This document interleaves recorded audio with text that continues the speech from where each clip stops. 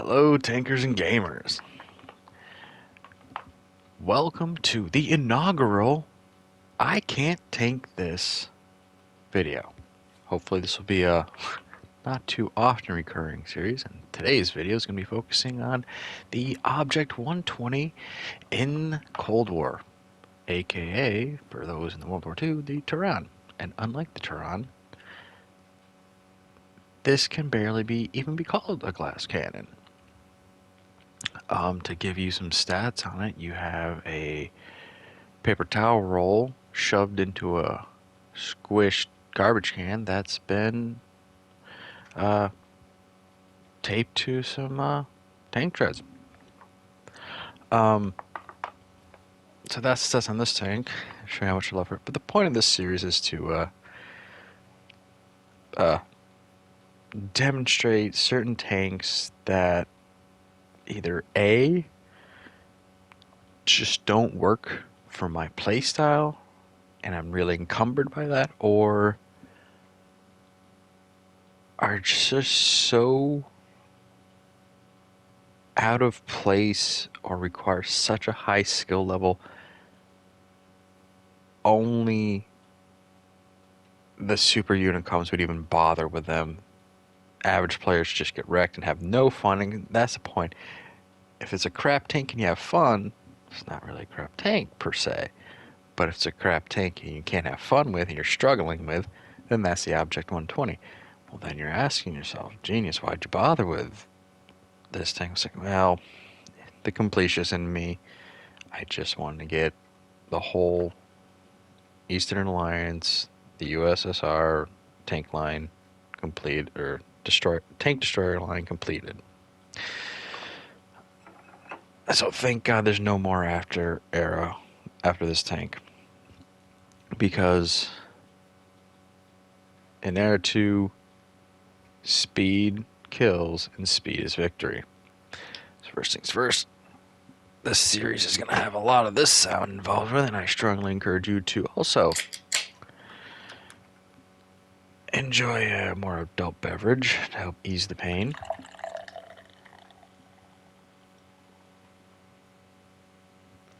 So we're on Thepfall Ridge, going to Ridgeline, with a, I know, all you guys who need to wipe the superhuman to come off your face are like, hey, with these retarded tanks, you should approach backwards, so that way you can escape faster, because you can travel faster forwards than you can in reverse. Yeah, I just didn't care.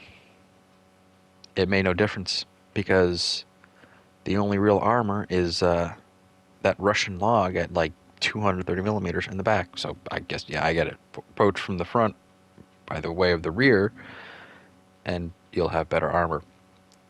I have been, I think it was on Kasserine, I have been penned by the BMP-2's main gun. That's the 30, I believe it's the 30 millimeter machine gun, not an ATGM, from across the map. I blocked 75 damage. I was penned by one of these smallest guns in Air 2 from across the map in this tank. Which is probably why you don't see it that often in Air 2. I know it can be 3 marked. I know it can come in the top slot in the MVP, but the amount of support you need from your team, the amount of skill you need for a tank that only strength is its gun, a gun that has the longest aim time, the longest reload, and questionable accuracy, even when you've come to a dead still and let it aim perfectly in. With all that said, you can do decent damage here. You'll see I can do 800 damage. But you can also bounce. Especially if it's a heavy. Especially if it's a T-72AV. Especially if it's an FV-4211. And I'll be honest with you, the M60A1, M60Rs, anything at medium to long distance could very well be safe. Unless it's maybe a light tank. but sometimes you get those crazy angles. Also, the reason you're not hearing game audio is because these clips are recorded from a Twitch stream of mine, so you don't need to hear me talking over myself. These two clips will also be what I consider the best of my performances. I don't come in top 3 ever. I consider these good because I survive till just about the end of the match. You have no gun depression because it's a Russian tank. You have adequate speed. Turret rotation slow. This is just such a... Even though it's in an arcade version of the tank, in reality it's a demonstration of why this never really made it off the paper, because by this time the best anti-tank vehicle wasn't a tank destroyer, it's just another tank in general. They'd learned that you don't need to make a designated tank for tank destroying, especially with the rise of, the RPG and, anti-tank missiles that were coming along. It's like, yep, I think you need more of it.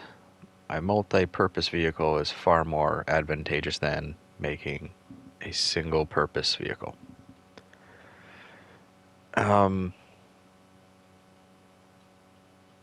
Yeah, and my skill set is more aggressive. I can work the ridge line, but in a tank that doesn't forgive stupidity, and even when you don't realize you're being stupid, in here, I'm blessed to make it to almost 3,000 damage, and it doesn't help that you have to realize, like, the only other tank destroyer in Air 2 is the M113. That is a shoebox with a recoilless rifle stuck to the top of it. Compared to this boat, this ferry-sized vehicle, its size works against it. It's just... It takes so much skill and team support. Oh my god, and that's why, because this armor is so weak. Now here we are in Knaus. If you don't have a wall of, fellow tanks in front of you, once you're spotted, I've seen it, you either have people itching to get damage in for marks, or new players who've learned that this is the softest tank in the era and it can be penned. If it's, anything above the 30 mil or the 75, whatever, for the BMP, any of the BMPs, it's just, it'll go through you. It'll hit you hard. It'll hurt you. You have 2,250 health. A couple shots and you're gone. It's just a miserable tank. I didn't enjoy it. And like I said, okay, so it's all about the gun. Well, the gun doesn't always freaking work, and you gotta aim. You have to take the time to aim. It has almost a 3-second aim time, and even then, it's not a guaranteed accuracy. Plus the reload. I got this down to a nearly fully kitted out commander and reload. We're talking just under 12 seconds. To put in perspective, the next slowest reload time is found in like the Mobat and the T-72s that, without really any assist, are just a hair over 8 seconds. You can get, with the reload and commander perks, you can get that down to high 7 seconds. Everything else is 6 seconds or less. So it's like, how are you supposed to go up against tanks that in the time it takes you to reload one round, they could be on their 3rd shot into you?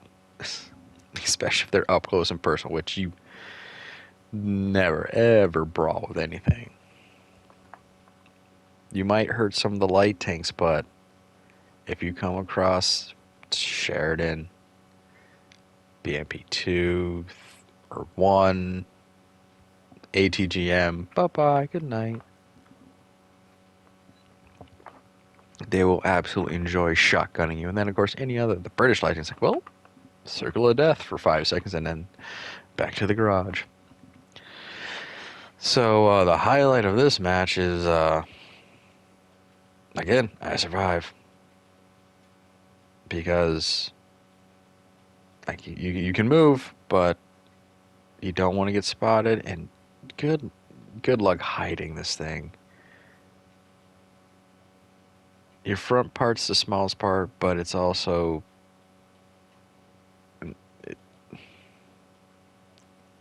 this thing barely works. And I know, and this is why when some people are like, back when the British tanks came out, like the FV 4005 needs to be put in Air 2 because it can one-shot almost everything in Air 1. I'm just like, no. The Object 120, that thing, if it got pushed up for a few players' convenience, it's no. There's a reason that chronologically in Saren Air 1, because imagine that house on top of treads in this era. Be like the Object 120. It's like, whoop, there it is. Be worse because it's taller. So no, I don't like the Object 120. It gave me no joy. Just made me lose silver. Hurt my stats. Made me go, this, you know what? I'm a sadist, not a masochist. Why am I doing this? Ugh. You can't even... It's not even a Ridgeline Queen, because once you're spotted, it's like, well, alright. Sayonara, sucker. Oh my god.